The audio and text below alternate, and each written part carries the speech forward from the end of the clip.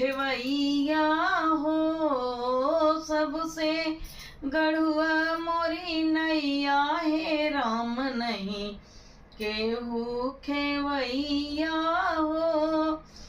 जाई के नैया अयोध्या में डूबे, जाई के नैया अयोध्या में डूबे, मात पिता की दोहैया हे नाथ नहीं केहू खेवैया हो। जाई माता पिता की दोहैया हे नाथ नहीं केहू खेवैया हो।